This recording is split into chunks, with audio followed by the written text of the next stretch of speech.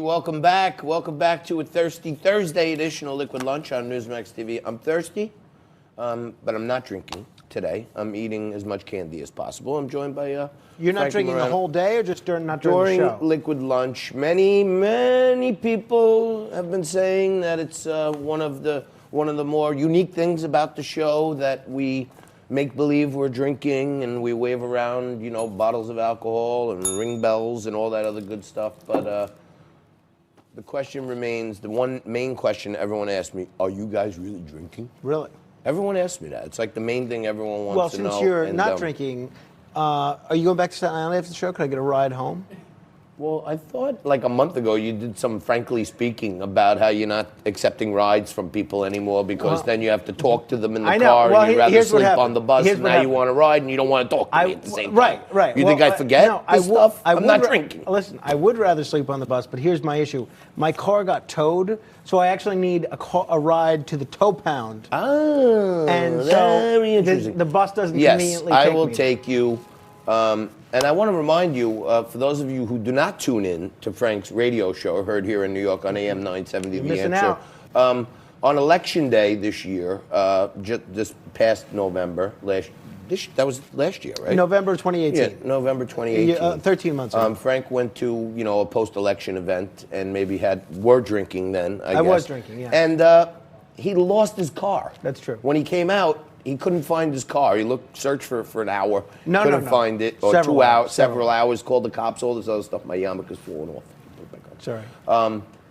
And I heard him on the radio crying the blues about how he can't find his car. I got in my car and scoured the whole area. I found it in I like appreciate 10 that. minutes. That was very, very I'm surprised you didn't call me this morning when Yeah, it got exactly. towed. All right. Hey, I know you're a Superman fan, right? That's right. We have some big Superman news for all of you Kal-El fans out there. The Man of Steel is sharing his secret identity with the world in the latest Superman comic book, which is out today. All right, it's in me. In the number 18 issue, the Son of Krypton is said to reveal that he and Daily Planet reporter Clark Kent are the same person. While he's been outed in the past, this will be a permanent decision that could potentially change the DC universe for good. And we're talking about DC Comics, not Washington, D.C. While some fans are elated by the news, others are still questioning why DC Comics decided to make the move at all. It should be pointed out, however, that phone booths are few and far between these days. Yeah, and you might notice the similarities Between you and Superman? Well, my middle name is Kal-El, as you know. Yes. I am somewhat of a reporter, not a print reporter, but many people have said that the Clark Kent character was shaped after me. Dean Cain was my favorite impersonator. Yeah, actually. I like George Reeves. George Reeves was fantastic, but Dean Cain was like the guy. You know what I mean? And Terry Hatcher was the best Lois Lane ever. She's No, terrific. we're hands down. Very talented.